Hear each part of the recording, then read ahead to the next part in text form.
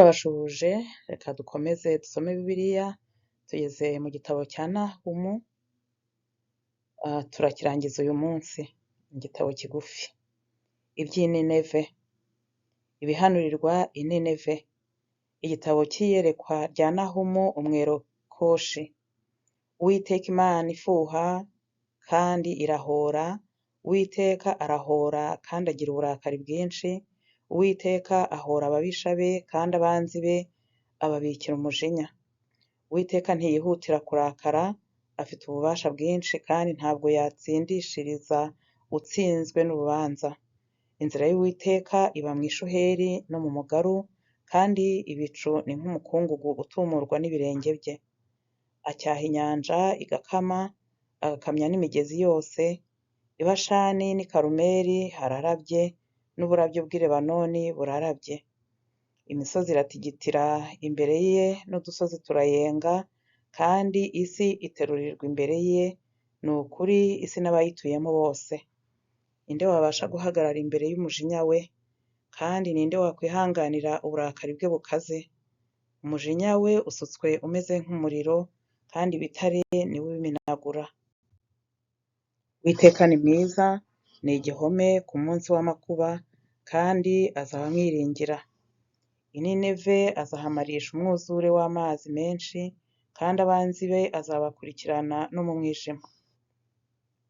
Icyo mugambirira ku Uwiteka ni iki? Azahatsembaho, ntabwo umubabaro uzahagaruka ubwa kabiri. Kuko nabo bamera nk'amahwa asobekeranye, cyangwa nk'ibihanamye mu nzoga zabo. Bazatwikwa n'ibikūri byumye. Hariho uwasohotse muri wowe wagambiriye ibibi ku Uwiteka, akagira abandi inama yo gukora ibibi. Uwiteka aravuga ati, naho batunganirwa kandi ari benshi, bazatsembwaho, kandi umwami wabo azaba avuyeho.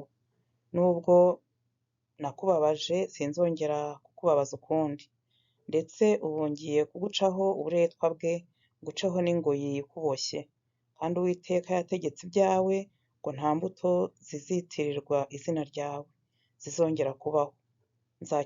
Nzaca igishushanyo kibajwe n'igishushanyo kiyagijwe, mbikure mu nzu y'ibigirwamana byawe. Nzagucukurira imva yawe, kuko uri umunyagisuzuguriro. Igice cya kabiri.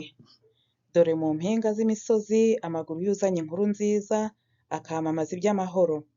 Yuda we, komeza ibirori byawe byera, higura imihigo yawe, kuko umunyabibi atazongera kunyura iwawe, yatsembweho pe. Imana izatera abanzi b'Abisirayeli. Uvunagura azamukiye imbere yawe, komera ku gihome, rinda inzira, kenyera ukomeze, iyongeremo imbaraga y'ubutwari. Uwiteka agaruye icyubahiro cya Yakobo nk'icyubahiro cya Isirayeli, kuko abanyazi babasahuye, bagakokora amashami y'inzabibu zabo. Ingabo z'intwari ze bazirabye imituku, ingabo ze zishize ubwoba, zambaye imihemba. Ibyuma by'amagare ye y'intambara birarabagirana ku munsi wo kwitegura kwe, babangura amacumu biteye ubwoba. Amagare y'intambara arahinda mu mayira, arihuta cyane anyuranamo mu nzira nyabagendwa. Uko asa ameze nk'imuri, arihuta nk'imirabyo. Aribuka ibirangirire bye uko bagenda basitara, barihutira kujya mu nkike zaho, kandi bakitegura kwirwanaho. Imigomero y'imigezi iragomorowe, n'ingoro y'umwami irariduka. Uzabu yambitswe ubusa, ajyanwa ari imbohe, abaja be baraganya nk'inuma ziguguza bikubita mu bituza. Ariko i Nineve uhereye kera hari hameze nk'ikidendezi cy'amazi, ariko ubu barahunga. Barabahamagara bati, nimuhagarare, nimuhagarare, ariko ntihagira n'umwe ukebuka. Nimusahure ifeza, musahure n'izahabu, kuko ibibitswe n'ubwiza bw'ibintu byose by'igiciro cyinshi bidateze gushira. Harimo ubusa, hose ni umusaka harasenywe. umutima urihebye, amavi arakomangana, imibabaro yabaciye imigongo, kandi mu maso habo hose harasuherewe. Ubuvumo bw'intare buri hehe, n'aho imigunzu y'intare irira, aho intare y'ingabo n'iy'ingore n'ibyana byazo byajandajandaga bitagira icyo byikanga. Intare itanyagurira ibyana byayo ibi bihagije, ikanigira ingore yayo, ikuzuza amasenga yayo ibyo yishe n'ubuvumo bwayo ibyo yasahuye. Uwiteka Nyiringabo aravuga ngo dore ndakwibasiye kandi nzatwika amagare yawe y'intambara ahinduke umwotsi, n'imigunzu yawe y'intare izicishwa inkota.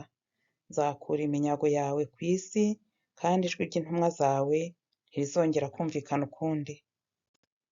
Igice cya gatatu. Kurimburwa kw'i Nineve. Umurwa uvusha amaraso uzabona ishyano, wuzuwemo ibinyoma n'ubwambuzi, ntabwo basiba kunyaga. Urusaku rw'ikiboko, urusaku rwo guhinda kw'inziga, imirindi y'amafarashi agenda aca isibo, ikiriri cy'amagare y'intambara asimbuka, ugendera ku ifarashi akisuka mu rugamba, n'inkota irabya indimi, n'icumu rirabagirana, n'abishwe ishyano ryose, intumbi nyinshi zigerekeranye, n'abapfuye ntibabarika, barasitara ku ntumbi zabo. Ibyo byose byatewe n'ubusambanyi bukabije bwa maraya wakundwaga, umurozikazi w'umuhanga ugura amoko ubusambanyi bwe, akagurisha n'imiryango uburozi bwe. Dore ndakwibasiye, niko Uwiteka Nyiringabo avuga, nzakubeyurira inkanda yawe mu maso hawe, kandi nzereka amoko ubwambure bwawe n'amahanga nyereke ibiteye isoni byawe. Kandi nzakujugunyaho ibihumanya byanga urunuka ugayishe, kandi nzaguhindura igishungerwa. Kuko abakureba bose bazaguhunga bavuge bati i Nineve hararimbuwe, ninde uzaharirira? Nzagushakira he abakumara umubabaro? Mbese uruta ino? Amoni hari hagati y'imigezi, hazengurutswe n'amazi, igihome cyaho ari inyanja y'urusika, ruhakingiye narwo ari inyanja. Etiyopiya na Egiputa hari amaboko yaho atagira ingano, Abaputi n'Abalubimu bari abafasha bawe. Ariko abaho baragiye bajyanywe ari imbohe, n'abana babo bato babesagurije mu mahuriro y'amayira yose, n'abanyacyubahiro babo babakoreraho ubufindo burobanura, kandi abakomeye baho bose bababohesha iminyururu. Nawe uzasinda, uzahishwa, uzishakira igihome ubitewe n'abanzi. Ibihome byawe byose bizamera nk'imitini yeze imbuto z'iminyimambere, iyo unyeganyejwe zihungukira mu kanwa k'umuryi. Dore abantu bawe bagusigayeho ni abagore, amarembo y'igihugu cyawe yahaguriwe abanzi bawe, umuriro wakongoye ibihindizo byawe. Ivomera amazi azaba ahagije mu gihe cyo kugotwa, komeza ibihome byawe. Jya mu ibumba ukate urwondo, ukomeze itanura ry'amatafari. Niho umuriro uzagukongorera, uzicwa n'inkota ikumareho nk'uburima, wigwize nk'uburima, wigwize nk'inzige. Wigwirizaga abacuruzi kuruta inyenyeri zo mu ijuru, uburima burarimbura bukiyamukira.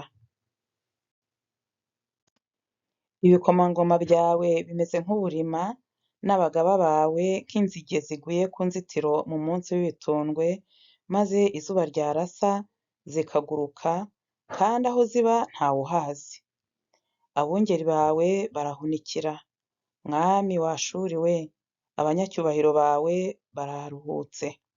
Ubwoko bwawe bwatataniye mu misozi, kandi ntihaboneka uwo kubukoranya. Nta muti wo komora uruguma rwawe, igisebe cyawe ni umufunzo. Abumvise inkuru zawe bose bakoma amashyi, bakwishima hejuru, kandi abo utagiriraga nabi ni bande? Murakoze, reka turekere aha, tuzakomeze ejo dukomereza ku gitabo cya Habakuki. Imana ibahe umugisha.